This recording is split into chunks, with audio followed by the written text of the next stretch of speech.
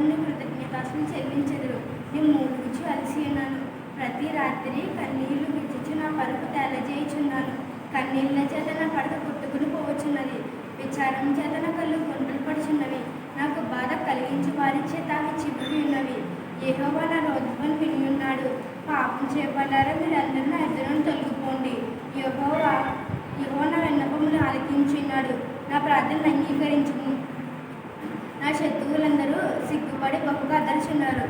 వారు అకస్మాత్తుగా సిగ్గుపడి వెనుకకు మళ్ళారు. ఆమేన్.